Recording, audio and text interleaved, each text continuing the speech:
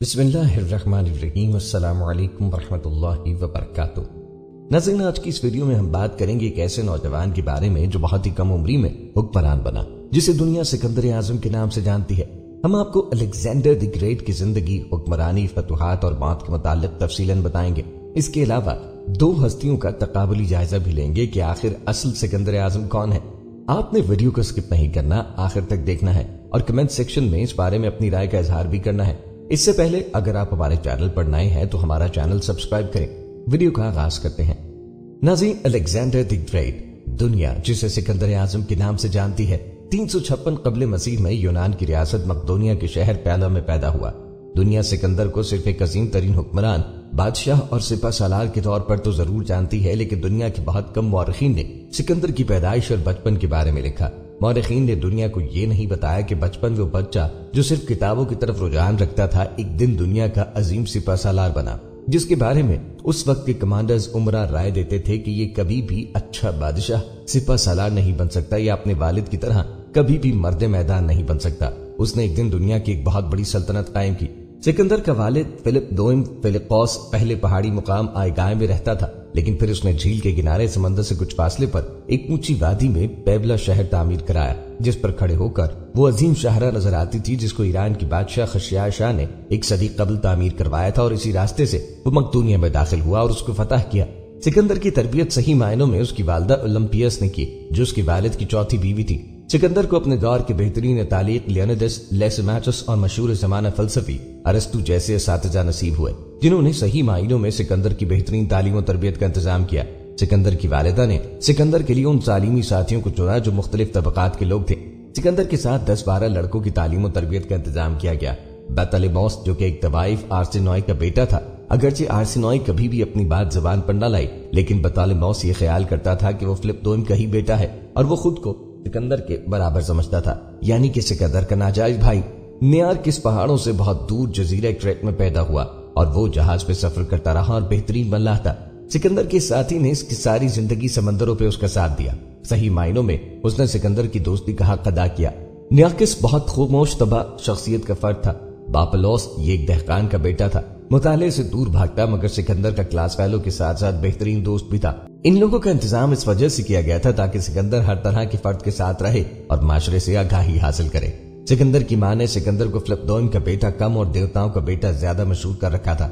वो कहती थी, मैं शुरू दिन से सामोथेलास के मंदिर की पुजारन हूँ, और इसकी इस बात को उस वक्त के सबसे बड़े काहिन एरिस्टॉन्डर्ट की ताईद भी हासिल थी। सिकंदर खुद किताबों का कीड़ा था, मुताले का शौकीन था। अपने वक्त के मशहूर शायर होमर की किताब हर वक्त उसके बगल में दबी रहती।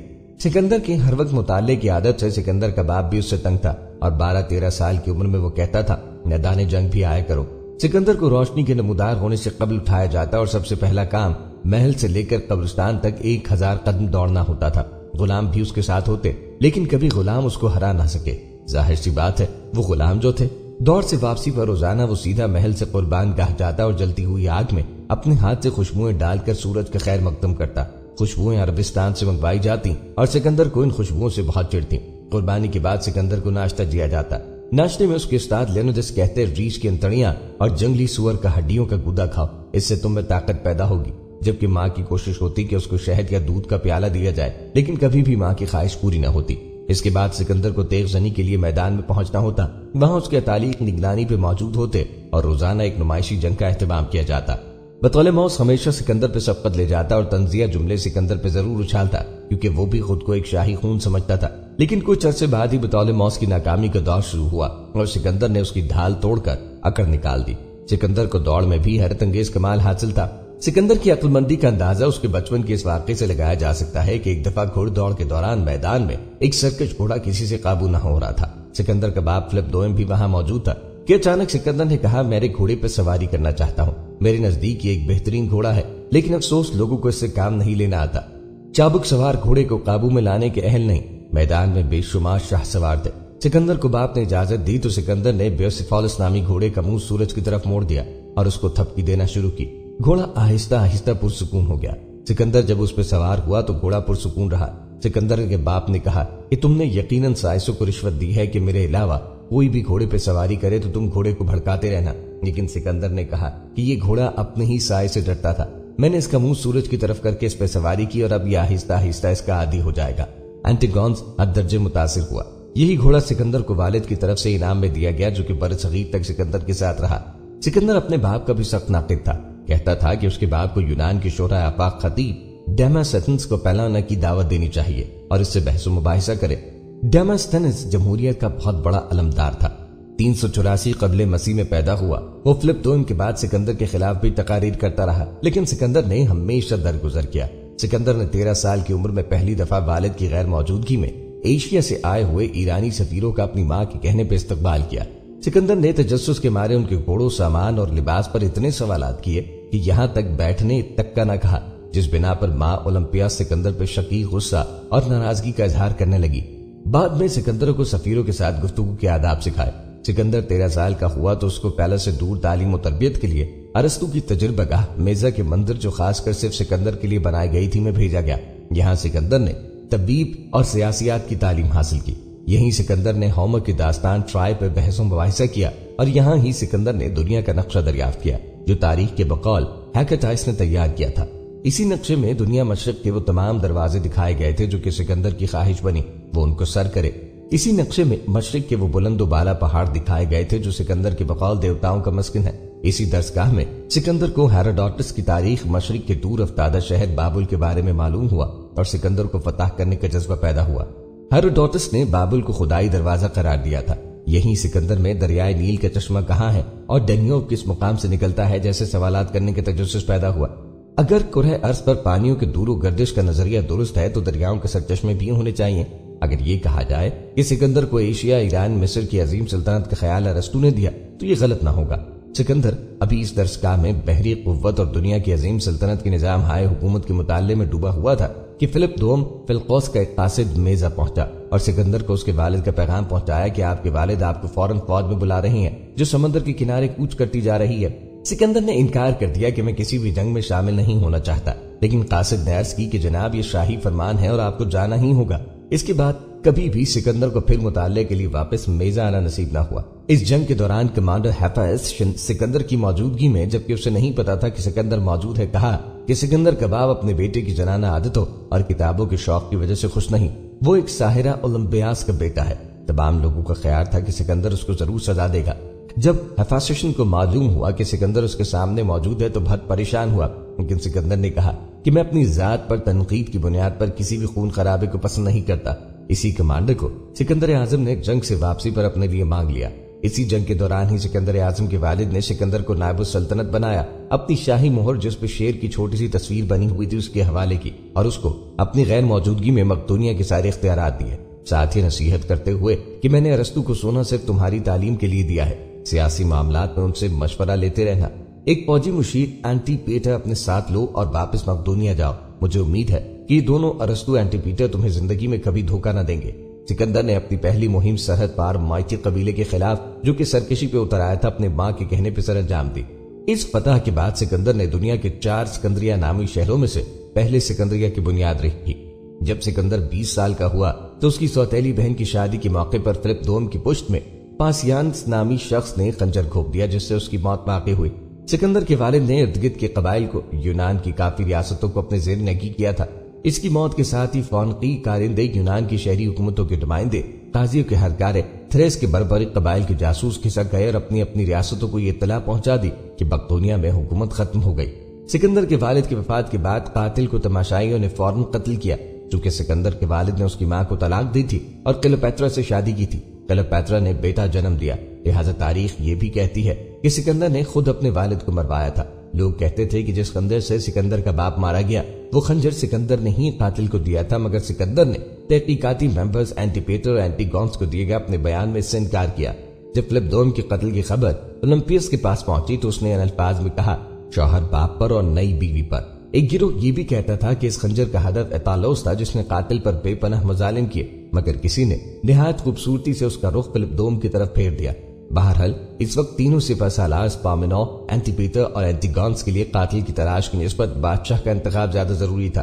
نیم پاگل امنٹاس یا کلیوپیٹرا کے نامولود بیٹے کی نسبت ناتجربہ کاری کے باوجود سکندر کے علاوہ کوئی آپشن نہ تھا، لہذا سکندر صرف 20 سال کی عمر میں 336 قبل مسیح میں تخت نشین ہوا۔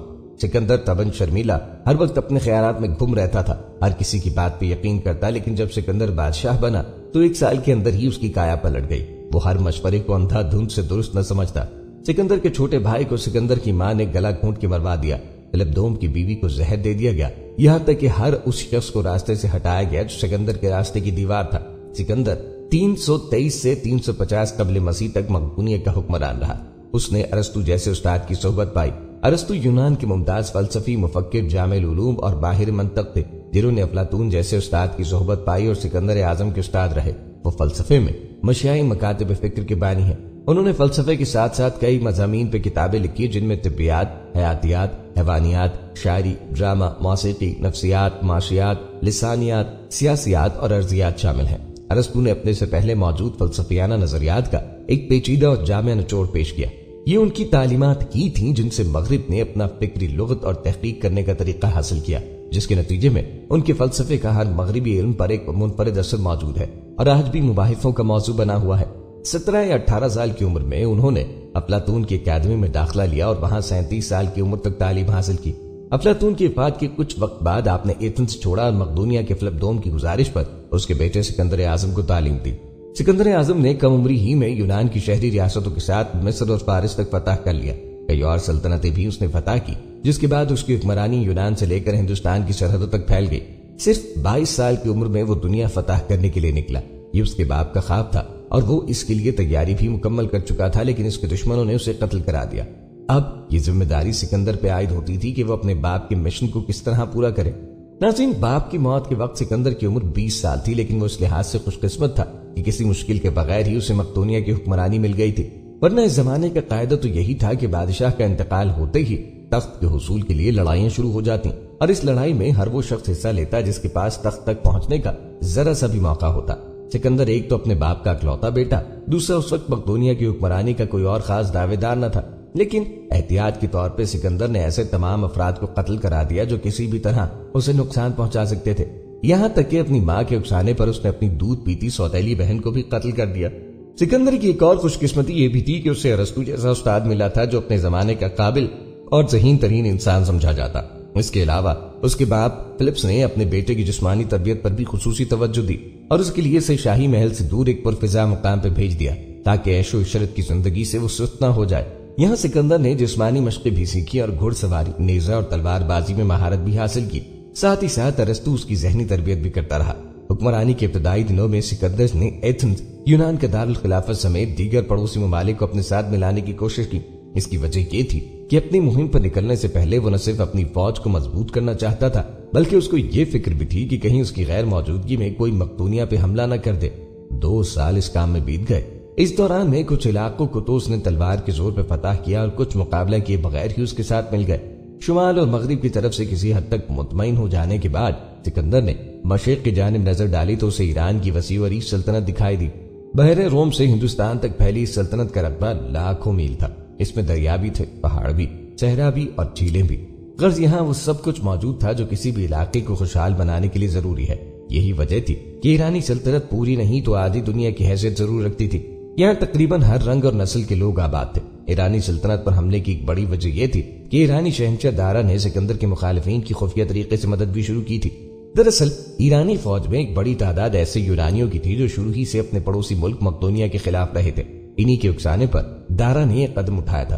कबले मसीह में सिकंदर ने 35,000 अफवाज के साथ मकदूनिया से निकला। इस फौज में 30,000 सवार और 5,000 पैदल थे। सिकंदर की पैदल फौज की मशहूर तरीन चीज मकदूनवी जत्था था। ये 256 फौजियों का मुरब्बा शक्ल का दस्ता था, यानी हर कतार में 16 सिपाही और इन कतारों की तादाद भी 16 ही थी। इनके हाथों में जो नेज़े होते वो भी 16 फीट लंबे होते। यूं चलते हुए जब पहली 5 कतारों के सिपाही अपने नेज़े आगे की तरफ बढ़ाते तो उनकी नोकें पहले कतार से भी आगे निकल जाती। मशरिक की तरफ चलते हुए दरियाए गिरानी कूस पर सिकंदर का सामना कदरे छोटे ईरानी लश्कर से हुआ। इस लश्कर में 20,000 सवार और 20,000 ही पैदल सिपाही थे। क़यादों में ज्यादातर यूनानी नस्ल के लोग थे। लश्कर की कमान दारा के करीबी लोगों के पास थी। इनमें उसका दामाद सेपेत्रोस्तोस भी शामिल था। सिकंदर की फौज का पता चलते ही ईरानियों ने जो सबसे पहला काम किया वो दरिया के ढलवान किनारे पर कब्जा करना था ताकि दुश्मन फौज की पेशकदमी को रोका जा सके। लेकिन इस बात पर सिकंदर जरा न घबराया। उसे मालूम था कि उसकी फौज का एक एक सिपाही दिलो जान से उसके साथ है। اس نے انہیں حکم دیا کہ وہ دشمن کے تیروں کی پرواہ کیے بغیر دریا پار کریں۔ بس ایک مرتبہ دوسرے کنارے پہنچ گئے پھر ان کا دشمن پہ قابو پانا مشکل نہ ہوگا۔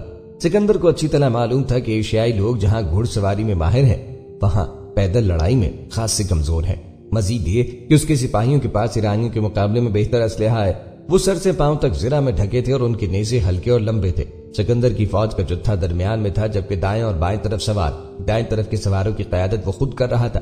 پہلے پہل تو وہ آہستہ سے آگے بڑھا لیکن دریا کے قریب پہنچ کر اس نے اپنی رفتار تیز کی، یہاں تک کہ کچھ ہی دیر میں اس کی فوج دریا پار کر کے دشمن کے عین مقابل کھڑی تھی۔ گھمسان کی جنگ شروع ہو چکی تھی۔ اونچائی پر ہونے کی وجہ سے شروع میں تو ایرانیوں کو پلہ بھاری رہا لیکن بازی جلد ہی پلٹ گئی۔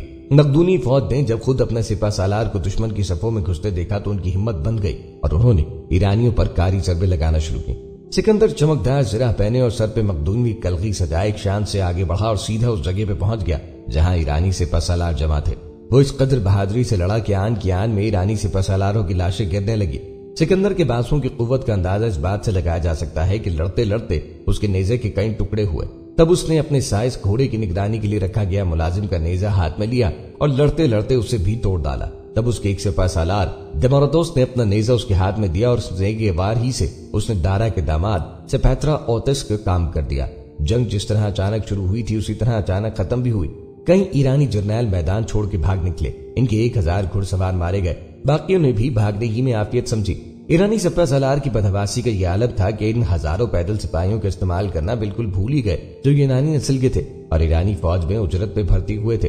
یہ جنگ کے پورے عرصے کے دوران میں ایک جانب خاموشی سے کھڑے رہے اور آخر میں مقدونیوں نے ان میں سے 2000 کو تو گرفتار کر لیا، باقیوں کو موت کے گھاٹ اتار دیا۔ دوسری طرف مقدونیوں کا نقصان نہایت کم تھا، ان کے 60 سوار اور 30 پیادے مارے گئے۔ البتہ ان مرنے والوں میں ایسے بھی تھے جو سکندر کے خاص آدمی کہے جا سکتے ہیں۔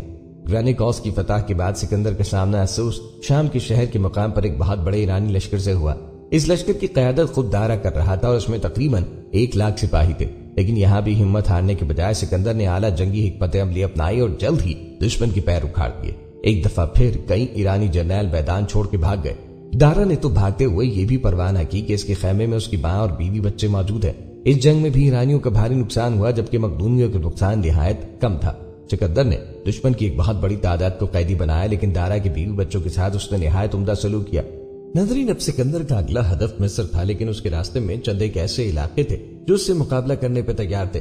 ان میں پہلا سور شہر تھا۔ سور والوں کو جب پتا چلا کہ سکندر ان کی طرف بڑھا ہے تو وہ اپنے قلعے میں محصور ہو گئے۔ سور ایک جزیرہ تھا، یعنی اس کے چاروں اطراف میں پانی۔ یہ دیکھتے ہوئے سکندر نے فوراً ایک بہت بڑا بحری بیڑا تیار کرنے کا حکم دیا اور اس کے بعد قلعے پہ حملہ بول دیا گیا۔ چند ہی دنوں میں یہ اہم شہر بھی فتح ہو گیا تھا۔ سور کے محاصرے کے دوران میں سکندر کو دارا کا پیغام ملا جس میں اس نے لکھا تھا کہ وہ اس کے بیوی بچوں کو چھوڑ دے، اس کے بدلے اسے آدھی ایرانی سلطنت دے دی جائے گی۔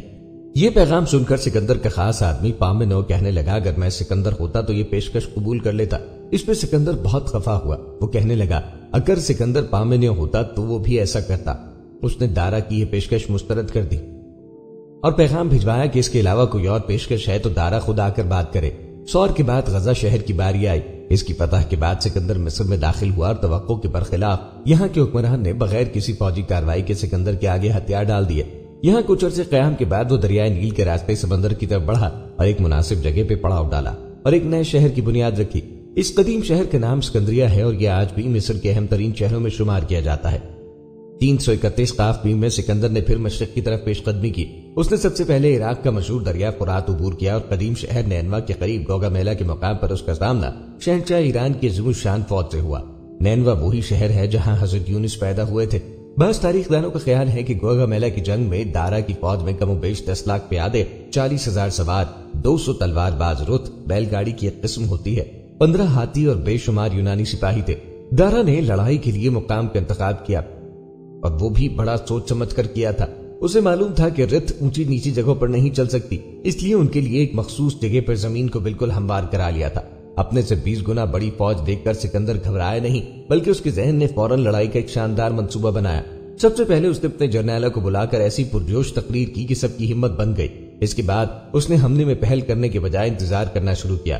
اس دوران میں اس نے اپنے سپاہیوں کو مکمل آرام کرنے کا موقع دیا تاکہ جنگ شروع ہونے تک وہ بالکل تازہ دم اور چاق و چوبند ہو جائیں۔ اس کے برعکس ایرانی سپہ سالار نے اپنے سپاہیوں سے مسلسل سنتریوں کا کام لے کر انہیں تھکا دیا تھا۔ دارا نے اپنی فوج کی ترتیب اس طرح سے کی تھی کہ خود درمیان میں تھا اور دائیں بائیں آگے پیچھے اس کے نہایت قابل اعتماد آدمی۔ ادھر مقدونوی سپہ سالار سکندر کو معلوم تھا کہ کسی بھی فوج کی طرف دائیں طرف کا دستہ جنگ کے دوران میں سب سے زیادہ اہمیت کا حامل ہوتا ہے، اس لیے اس نے اس کی قیادت اپنے نہایت بہادر اور قابل اعتماد جنرل پامینو کو سونپی اور انتہائی دائیں جانب فوجیوں کی ایک اضافی قطار بھی متعین کی تاکہ کسی اچانک حملے کی صورت میں مؤثر دفاع کیا جا سکے۔ لڑائی شروع ہوئی تو دونوں فریقین کو اپنی فتح پہ یقین تھا۔ سکندر کے پاس نہ صرف اچھا ذہن بلکہ اس کے پاس اچھے ہتھیار بھی تھے، وہ پہلے بھی ایرانیوں پہ فتح حاصل کر چکا تھا، یہی باتیں اس کے اعتماد کا باعث تھی۔ دوسری جانب دارا کی تعداد کی برتری کی وجہ سے فتح کی امید تھی۔ لڑائی کا آغاز دارا ہی کی طرف سے ہوا اور اس نے سب سے پہلے اپنے رتھ روانہ کیے۔ اسے پورا یقین تھا کہ دشمن کی فوج میں کھلبلی مچا دیں گے، لیکن جب اس نے دیکھا کہ مقدونوی سپاہی بڑی مہارت سے اپنا دفاع کر رہے ہیں تو اس نے پیادوں کو وار کرنے کا حکم دیا۔ یہی اس کی سب سے بڑی غلطی تھی اور اسی کی توقع سکندر کر رہا تھا۔ پیادوں کو اس وقت استعمال کیا جاتا ہے جب لڑائی آخری مراحل میں ہو اور دشمن پر آخری وار کرنا ہو۔ پھر کیا تھا، پیادوں کی حرکت میں آتے ہی ایرانی فوج کی ترتیب بالکل ہی ختم ہو گئی اور ان کی صفوں میں خلا آ گیا۔ یہ دیکھتے ہی سکندر نے اپنے نیزہ برداروں اور مقدونوی جتھوں کو حملے کا حکم دیا۔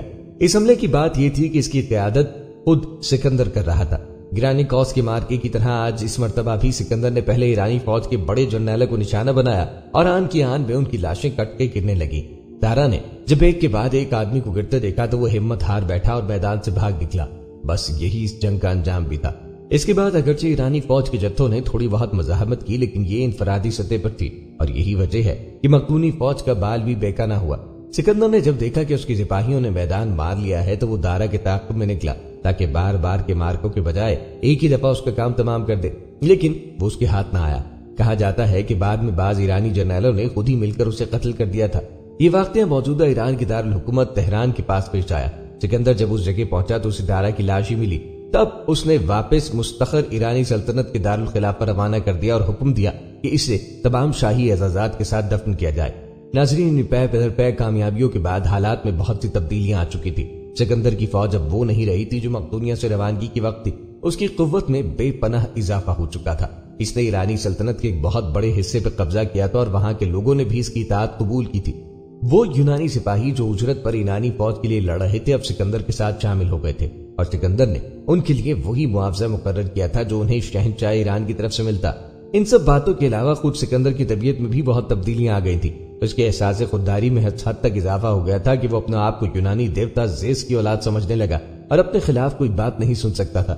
یہی وجہ ہے کہ جب اس کے قریبی دوست لاکیتوس نے اس کو دیوتا ماننے سے انکار کیا تو غصے کے عالم نے سکندر نے اپنا نیزہ اس کے پیٹ میں گھونپ کر اسے مار ڈالا۔ ناظرین، ایران کی فتح کے بعد بہت سے لوگوں نے سکندر کو مشورہ دیا کہ اس نے بہت سی فتوحات حاصل کی، اب وہ واپسی کی راہ لے، لیکن اس پر تو دنیا کی فتح کا بھوت سوار تھا۔ اس نے کہا کہ وہ اس وقت تک واپس نہیں جائے گا جب تک ہندوستان فتح نہیں کر لیتا۔ ناظرین، یہ 327 قاف میم کی بات ہے جب اس نے ہندوستان کی طرف پیش قدمی کی۔ اس وقت اس کی فوج میں 1,20,000 پیادے اور 15,000 سوار تھے۔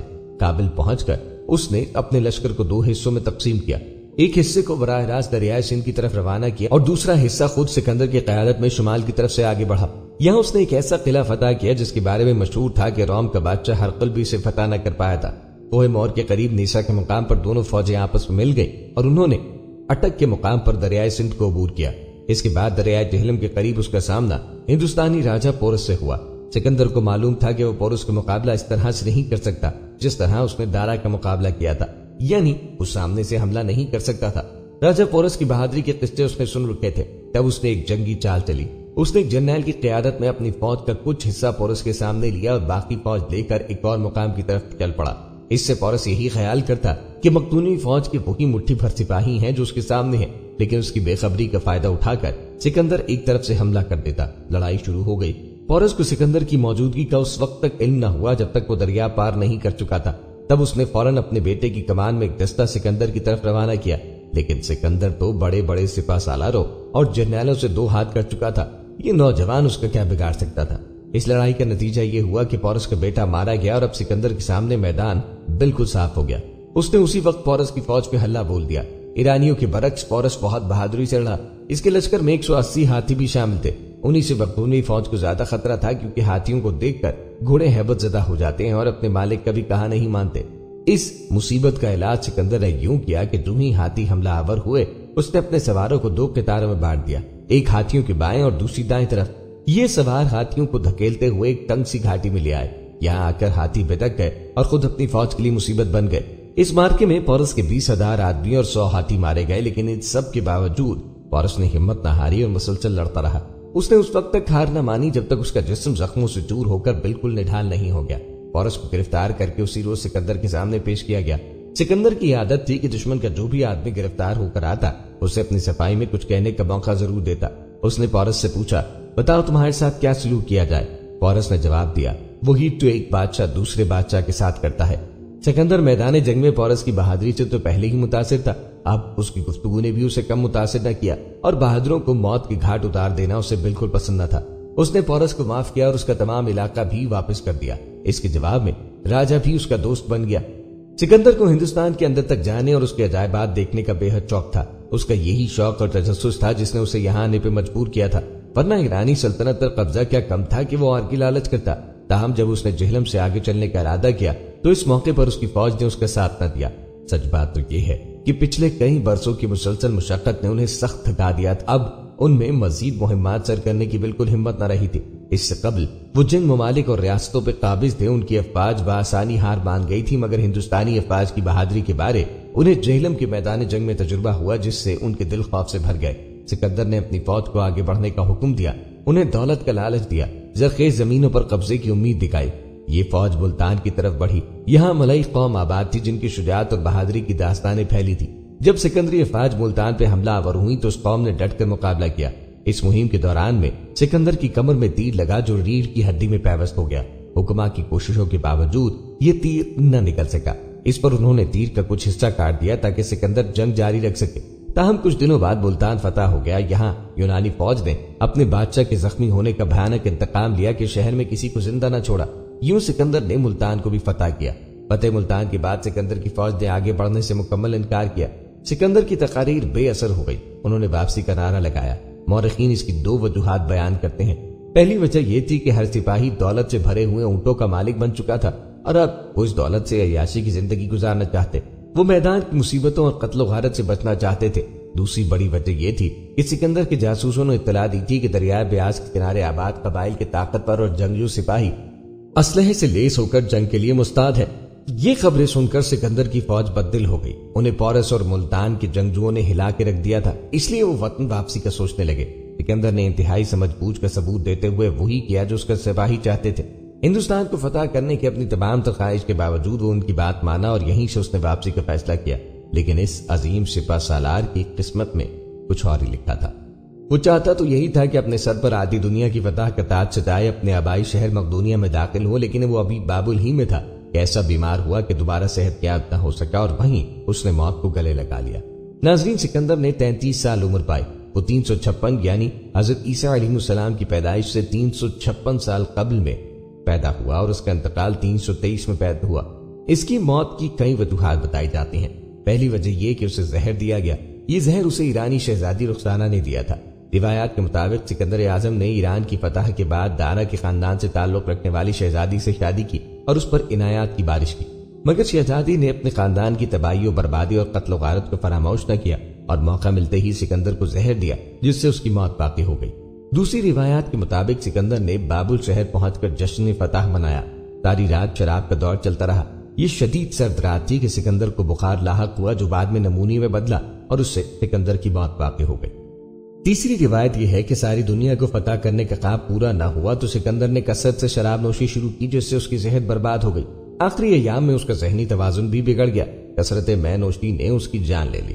اس نے لگ بھگ آدھی دنیا تو جوانی ہی میں فتح کر لی۔ کہتے ہیں کہ اگر وہ تھوڑی مدت اور زندہ رہتا تو کوئی وجہ نہ تھی کہ پوری دنیا کا فاتح نہ بن جاتا۔ سکندر کی قبر اسکندریہ میں ہے۔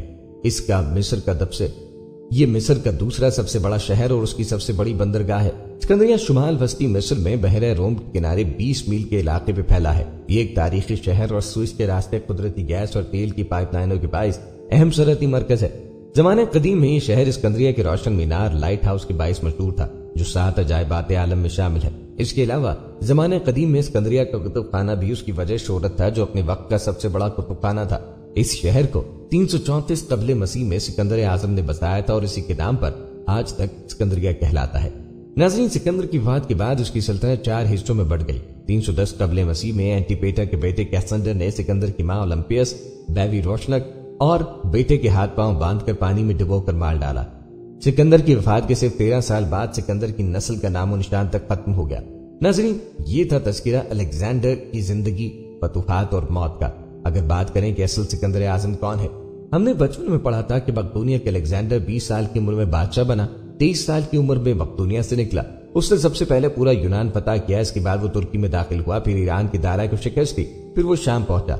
इसके बाद उसने यरूशलेम और बाबुल का रुख किया, फिर वो मिस्र पहुंचा, फिर वो हिंदुस्तान आया। हिंदुस्तान में उसने फौरस से जंग लड़ी, अपने अजीज जान घोड़े की याद में फालिया शहर आबाद किया, मकरान से होता हुआ वापसी का सफर शुरू किया। रास्ते में टाइफाइड में मुब्तला हुआ और 323 कबल मसीह में 33 साल की उम्र में बख्त नसर के महल में इंतकाल कर गया। दुनिया को आज तक यही बताया गया, वो इंसानी तारीख का अजीम जर्नैल, फातेह और बादशाह था, और तारीख ने उसके कारनामों की वजह से उसे अलेक्जेंडर द ग्रेट का नाम दिया और हमने उसे सिकंदर आजम यानी बादशाहों का बादशाह बना दिया। लेकिन आज 21वीं सदी में पूरी दुनिया के मौरखीन के सामने ये सवाल रखता हूँ, क्या हजरत उमर फारूक के होते हुए अलेक्जेंडर को सिकंदर आजम कहलाने का हक हासिल है? मैं दुनिया भर के मौरखीन को सिकंदर आजम और हजरत उमर फारूक रज़ियल्लाहु अन्हु की फतूहात और कारनामों के मवाज़ने की दावत देता हूँ। आप भी सोचिए, अलेक्जेंडर बादशाह का बेटा, उसे दुनिया के बेहतरीन लोगों ने घुड़सवारी सिखाई, उसे अरस्तु जैसे उस्तादों की सोहबत मिली, और जब वो 20 साल का हुआ तो उसे तख्त ताज पेश कर दिया, जबकि इसके मुकाबले में हजरत उमर फारूक रज़ियल्लाहु अन्हु की 7 पुश्तों में कोई बादशाह न गुजरा। आप भेड़ बकरियां और ऊंट चराते चराते बड़े हुए थे और आप रज़ियल्लाहु अन्हु ने तलवारबाजी और तीर अंदाजी भी किसी एकेडमी से न सीखी थी। सिकंदर आजम ने ऑर्गेनाइज्ड आर्मी के साथ 10 वर्षों में 17 लाख मुरब्बा मील का इलाका फतह किया, जबकि हजरत उमर फारूक रज़ियल्लाहु अन्हु ने 10 वर्षों में ऑर्गेनाइज्ड आर्मी के बगैर 22 लाख मुरब्बा मील का इलाका फतह किया, और इसमें रोम और ईरान की 2 सुपर पावर्स भी शामिल थी। आज के सैटेलाइट, मिसाइल और आबदोजों के दौर में भी दुनिया के किसी हुक्मरान के पास इतनी बड़ी सल्तनत नहीं जो हजरत उमर फारूक रज़ियल्लाहु अन्हु ने न सिर्फ घोड़ों की पीठ पर फतह की बल्कि इसका इंतजाम और इंसराम भी चलाया था। अलेक्जेंडर ने फतूहात के दौरान अपने बेशुमार जर्नैल कत्ल कराए, बेशुमार जर्नैलों और जवानों ने उसका साथ छोड़ा, इसके खिलाफ बगावतें भी हुई और हिंदुस्तान में इसकी फौज ने आगे बढ़ने से इनकार भी किया। लेकिन हजरत उमर फारूक रज़ियल्लाहु अन्हु के किसी साथी को उनके हुक्म से सरताबी की जरूरत न हुई। वो ऐसे कमांडर थे कि आपने ऐन मैदान जंग में आलम इस्लाम के सबसे बड़े सिपहसालार हजरत खालिद बिन वलीद रज़ियल्लाहु अन्हु को माजूल किया और किसी को यह हुक्म टालने की जरूरत न हुई। आप रज़ियल्लाहु अन्हु ने हजरत साद बिन अबी वक्कास रज़ियल्लाहु अन्हु को कूफे की गवर्नर से हटा दिया। आप रज़ियल्लाहु अन्हु ने हजरत हारिस बिन काब से गवर्नरी वापस ले ली। आपने हजरत उमर बिन अल-आस का माल जब्त किया और आपने हमस की गवर्नर को वापस बुलाकर ऊंट चराने पे लगा दिया, लेकिन किसी को हुक्मतुली की जरूरत न हुई। अलेक्जेंडर ने 17 लाख मुरब्बा मील का इलाका फतह किया, लेकिन दुनिया को कोई निजाम, कोई सिस्टम न दे सका, जबकि हजरत उमर फारूक रज़ियल्लाहु अन्हु ने दुनिया को ऐसे सिस्टम दिए जो आज तक पूरी दुनिया में राइज है। सने हिजरी का आगाज किया, जेल का तस्वुर दिया, मौज़िनों की तनख्वाहें मुकर्रर की, मसाजिद में रोशनी का बंदोबस्त कराया, पुलिस का महकमा बनाया, एक मुकम्मल अदालती निजाम की बुनियाद रखी, आबपाशी का निजाम कायम कराया, फौजी छावनियां बनवाई और फौज का बाकायदा महकमा कायम किया। आप रज़ियल्लाहु अन्हु ने दुनिया में पहली बार दूध पीते बच्चों, माजूरों, बेवाओं और बेआसरा अफराद के वज़ाइफ मुकर्रर किए। आप रज़ियल्लाहु अन्हु ने दुनिया में पहली बार हुक्मरानों, सरकारी ओहदेदारों और वालियों के असासे डिक्लेयर करने का तसव्वुर दिया। आप रज़ियल्लाहु अन्हु ने नाइंसाफी करने वाले जजों को सजा देने का सिलसिला भी शुरू किया। आप रज़ियल्लाहु अन्हु ने पहली बार दुनिया में हुक्मरानों का एहतसाब शुरू किया। आप फरमाया करते, जो हुक्मरान अदल करते हैं वो रातों को बेखौफ सोते हैं। आप रज़ियल्लाहु अन्हु का फरमान था, कौम का सरदार कौम का सच्चा खादिम होता है। आप रज़ियल्लाहु अन्हु की मोहर पर लिखा था, उम्र नसीहत के लिए मौत ही काफी है। आपके दस्तरखान पर कभी 2 सालन न रखे गए। आप जमीन पर सर के नीचे ईंट रख के सो जाते। सफर के दौरान जहां नींद आ जाती, किसी दरख्त पे चादर तान के साया करते और सो जाते। आपके कुर्ते पे 14 पैबंद और उन पैबंदों में सुर्ख एक चमड़े का पैबंद भी था। आप मोटा खुरदरा कपड़ा पहनते। आपको नर्म और बारीक कपड़े से नफरत थी। आप किसी को जब सरकारी ओहदे पे फाइज करते थे तो उसके एहसासों का तखमीना लगवाकर अपने पास रखते, और अगर सरकारी ओहदे के दौरान उसके एहसासों में इजाफा होता तो आप उसका एहतिसाब करते। आप जब किसी को गवर्नर बनाते तो उसे नसीहत फरमाते, कभी तुर्की घोड़े पर न बैठना, बारीक कपड़ा न पहनना, छिना हुआ आटा न खाना, दरबान न रखना और किसी फरियादी पे दरवाजा बंद न करना। आप रज़ियल्लाहु अन्हु फरमाते थे, जालिम को माफ कर देना मजलूमों पे जुल्म है। आप रज़ियल्लाहु अन्हु का ये फिक्रा आज इंसानी हुकूक के चार्टर की हैसियत रखता है। माएं बच्चों को आजाद पैदा करती हैं, तुमने उन्हें कब से गुलाम बना लिया? فرمایا میں اکثر سوچتا اور حیران ہوتا ہوں عمر بدل کیسے گیا۔ دنیا کے تمام مذاہب کی کوئی نہ کوئی خصوصیت ہے، اسلام کی سب سے بڑی خصوصیت عدل ہے، اور حضرت عمر فاروق رضی اللہ عنہ وہ شخصیت ہیں جو اس خصوصیت پر پورا اترتے ہیں۔ آپ رضی اللہ عنہ کے عدل کی وجہ سے عدل دنیا میں عدل فاروقی ہو گیا۔ آپ رضی اللہ عنہ شہادت کے وقت مقروض تھے، چنانچہ آپ رضی اللہ عنہ کی وصیت کے مطابق آپ کا واحد مکان بیچ کر آپ کا قرض ادا کیا، اور اب دنیا کے واحد حکمران تھے جو فرمایا کرتے میرے دور میں اگر فرات کے کنارے کوئی کتا بھی بھوک سے مر گیا تو اس کی سزا حضرت عمر فاروق رضی اللہ عنہ کو بھگتنا ہوگی۔ آپ کے عدل کی یہ حالت تھی، آپ کا انتقال ہوا تو آپ کی سلطنت کے دور دراز علاقے کا ایک چرواہا بھاگتا ہوا آیا اور چیخ کر بولا، لوگوں عمر فاروق کا انتقال ہو گیا۔ لوگوں نے حیرت سے پوچھا، تم مدینے سے ہزاروں میل دور جنگل میں ہو، تمہیں اس آنے کی اطلاع کس نے دی؟ چرواہا بولا، جب تک حضرت عمر فاروق رضی اللہ عنہ زندہ تھے میری بھیڑیں جنگل میں بے خوف پھرتی اور کوئی درندہ ان کی طرف آنکھ اٹھا کر نہ دیکھتا، لیکن آج پہلی بار ایک بھیڑیا میری بھیڑ کا بچہ اٹھا کر لے گیا۔ میں نے بھیڑیے کی جرت سے جانا کہ آج دنیا میں حضرت عمر فاروق موجود نہیں۔ میں دنیا بھر کے مورخین کو دعوت دیتا ہوں وہ الیگزینڈر کو حضرت عمر فاروق کے سامنے رکھ کر دیکھیں، انہیں عمر فاروق کے حضور پہاڑ کے سامنے کنکر دکھائی دیں گے، کیونکہ الیگزینڈر کی بنائی سلطنت اس کی وفات کے 5 سال بعد ختم ہو گئی، جبکہ حضرت عمر فاروق رضی اللہ عنہ نے اپنے دور میں جس خطے میں اسلام کا جھنڈا گاڑا وہاں سے آج بھی اللہ اکبر کی صدائیں آتی ہیں، وہاں آج بھی لوگ اللہ کے سامنے سجدہ کرتے ہیں۔ دنیا میں الیگزینڈر کا نام صرف کتابوں میں رہ گیا، جبکہ حضرت عمر فاروق رضی اللہ عنہ کے بنائے نظام دنیا کی کسی نہ کسی شکل میں موجود ہے۔ آج بھی جب کسی ڈاکخانے سے کوئی خط نکلتا ہے، پولیس کا کوئی سپاہی وردی پہنتا ہے، کوئی فوجی جوان 6 ماہ بعد چھٹی پہ جاتا ہے، یا پھر حکومت کسی بچے، معذور، بیوہ یا بے آسرا شخص کو وظیفہ دیتی ہے، تو وہ معاشرہ، وہ سوسائٹی سے بے اختیار حضرت عمر فاروق رضی اللہ عنہ کو تسلیم کرتی ہے۔ وہ انہیں تاریخ کا سب سے بڑا سکندر مان لیتی ہے، ماں سوائے ان مسلمانوں کے جو آج احساس کمتری کے شدید احساس میں کلمہ تک پڑھنے سے پہلے دائیں بائیں دیکھتے ہیں۔ لاہور کے مسلمانوں نے ایک بار انگریز سرکار کو دھمکی دی تھی، اگر ہم گھروں سے نکل پڑے تو تمہیں چنگیز خان یاد آ جائے گا۔ اس پہ جواہر لال نہرو نے مسکرا کر کہا تھا، افسوس آج چنگیز خان کو دھمکی دینے والے مسلمان یہ بھول گئے کہ ان کی تاریخ میں حضرت عمر فاروق بھی تھا، جن کے بارے میں مستشرقین اعتراف کرتے ہیں کہ اسلام میں اگر آج ایک اور عمر ہوتا تو دنیا میں صرف اسلام ہی دین ہوتا۔ ہم آج بھی یہ بھولے ہوئے ہیں کہ ہم میں ایک حضرت عمر فاروق بھی تھے جن کے بارے میں رسول اللہ صلی اللہ علیہ وسلم نے فرمایا تھا، میرے بعد اگر کوئی نبی ہوتا تو وہ عمر ہوتا۔ ناظرین، یہ تھی ہماری آج کی ویڈیو، امید کرتے ہیں آپ کو ویڈیو ضرور پسند آئی ہوگی۔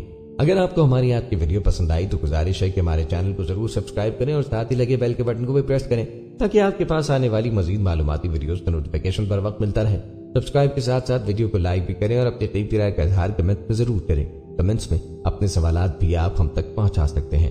اللہ تعالیٰ آپ کو اپنی حفظ و امان میں رکھیں۔